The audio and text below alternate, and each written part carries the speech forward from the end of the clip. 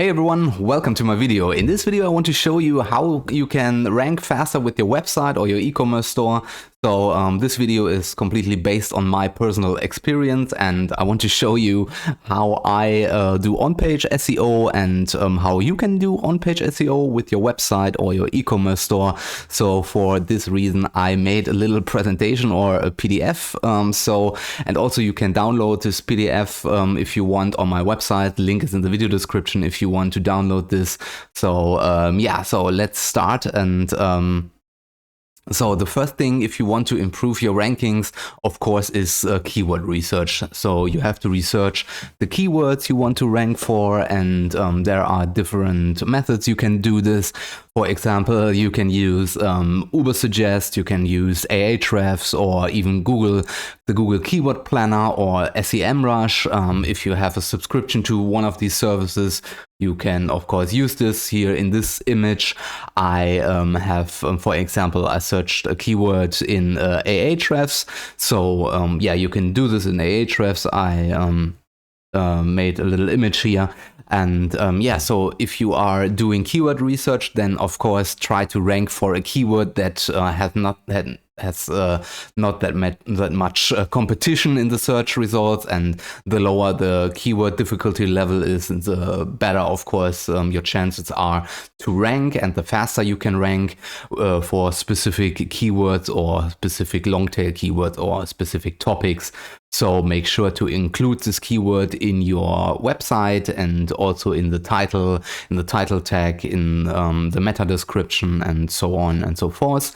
So, and the next thing here I want to show you is the title tags and the meta description. So it is really important that you include the keywords, the specific keywords, in the title tag and the meta description. So, for example, you should write your own title tag and make it really user-friendly and scannable, so that people can directly see what the website is all about, or your product page, what the product page is all about. And then you can make a unique meta description, so that the meta description is really good, scannable and indexable for Google and all the other search engines. And let's take a look at the next step. So the next is, of course, the header tags. If you are building a website, a page, then make sure that the header tag is optimized, so that first, of course, you use an H1. Every page needs an H1 because the search engines are looking for an H1 tag, so they can scan what the page is all about. And this is why you definitely need, on every page, you need an H1 tag. And then you can structure your page with H2 tags and H3 tags and H4 tags. And so you can structure your page that it's logically built. And so this is first is really good for the search engines, and then of course it is really good for the user, so the user knows exactly what the specific the topic is about. And then the next thing is page quality or content quality. Make sure you have a really high quality content on your website. So it's better, don't use ChatGPT, for example, or any other AI language models. So write it for the user. So it's better when you write it yourself and focus on the user, on the end user, that the user can find all informations, and that the user get the value out of the content and can find directly what they are searching for. So don't include too many fluff, and focus on the main benefits, so that the user can find the information what they are searching for, so on and so forth. Now, and let's go to the next page. The next page is about keyword placement. So in the first step, I show you where you can find keywords, how to identify the right keyword with low keyword difficulty levels. And then, of course, it's important that you place your keywords in the right spots here is a really good diagram or really good graphic that shows you where to put your keywords. And for example, here you can see the URL, the title tag, the meta tag, the domain name. Of course, it depends. And then, of course, in the H1 tags and H2, and then in the content and so on and so forth. But be careful, don't do keyword stuffing, because keyword stuffing is considered as spam. So don't overdo it. Do it, sprinkle your keywords here and there, but yeah, don't overdo it. That's my recommendation here. So, and the next is image optimization. So the image optimization is really crucial, because yeah, images are can tell really good stories, and so it's better when you have unique images. So it's better to don't use the stock images when you are using WordPress, for example. Then you have the stock image repository, and it's better when you make your own images. For example, if you offer a specific service or you have a product, then yeah, make the image unique. You can take image with your phone, for example, and this is better when you take images with your phone, for example, and they don't have to be high quality, they have to be unique. And yeah, important is that you make the file name unique. So if you are selling, I don't know, apples on your website, then name the image apple on a desk, for example. And then when you place the image on your website, then it's really important that you are using the alternative description, the alt text, and fill out the alt text. So for example, if you are showing on your image an apple on the table, then fill out the alt description with apple. This is an apple on the table, for example, because yeah, Google and all the other search engines are robots, and they cannot see your image. They cannot see what's on your image. They only can read the code, and this is crucial that you tell the search engines exactly with the alt text what's the specific image is all about. Of course, it can be a little bit time consuming, but yeah, it is better to do this, because yeah, so then Google knows exactly, and all the other search engines as well knows exactly what this image is all about. And then we go to the internal linking. Internal linking is also really important, because when you link from one page to another, then it's a really good flow, and the search engines can follow your internal links. And when you use links, when you use a good linking structure, then it's really beneficial for your on-page SEO. Yeah, do internal linking. Let's go to the next page here, and I have a few other next page. Yeah, so the next thing is external linking. External linking is also really important. So if you are talking, in this example, I have a car website here, and if you are talking about cars, for example, then you can use a link to other external websites, external sources that can provide value for the user. And it's really important that you are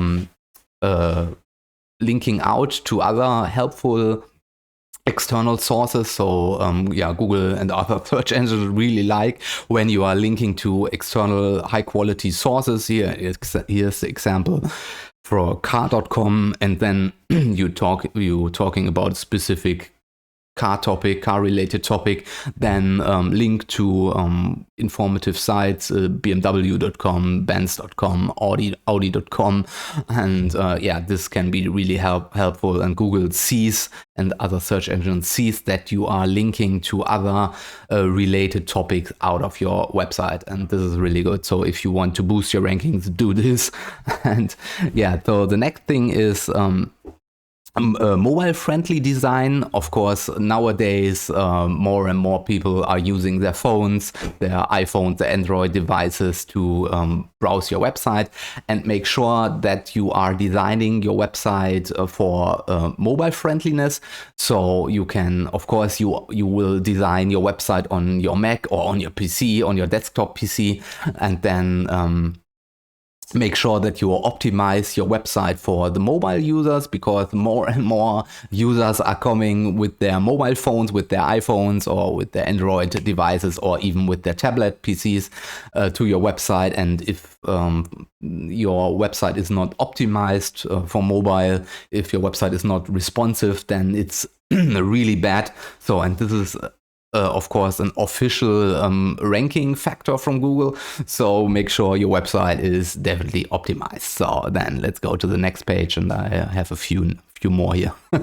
So then a big thing is speed optimization. So yeah, you can use different tools. You can use the Google Developer Console, or you can use GTmetrix, for example, to check your website speed. And if your website speed is not optimized, if you have too many images or too large images on your website, or too many CSS code or JavaScript code, then you can definitely compress them, and so that your website will load faster. And this is also for the Google this is also for the ranking in Google really important, that your website rank really fast. So make sure that you are using a really good caching plugin, for example, or you can use a CDN network. And yeah, then let's go to URL structure. So URL structure, make sure that your website uses a really clear and clean URL structure. So I have a good example here. So we are missing definitely the HTTPS, but yeah, let's ignore this. So this is the company, this is the website name, company.com, and blog and page name. This is a really good structure, so make sure you don't have any weird code included here, or weird characters on your site structure. So this then your website is better scannable, and if somebody uses on the search engines, then they can see on which pages they are redirected, and so on and so forth. So make sure you are using a really clear structure. Okay, let's go to the next. Schema markup. Schema markup is really important. You can see this website uses a schema markup, so this is really good. So you can use, if you are using schema markup, then of course you are using more real estate on the search engine. So here you can see this website displays the contact us and different other pages here, and they are using schema snippets. So make sure include schema markup on your website. And the next thing is social sharing.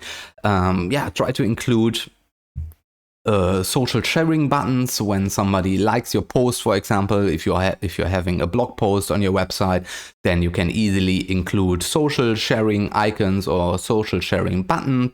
And yeah, this of course, when somebody clicks on there and share your website on different social media websites, then yeah, you will get more traffic, and more traffic is always good. So all we want is more traffic to our website. So yeah, so social sharing is definitely key here. Then let's go content updates. So content updates, make sure that your content on your website or on your blog or on your e-commerce store is always up to date. Yeah, if you have older content on your website, then make sure to yeah, keep it as fresh as possible. Or if the content is outdated, your information is outdated, then you can redirect it, make a 301 redirect, or you can simply delete the outdated content, because yeah, Google and Bing and other search engines like when your content is up to date and fresh and has the right information.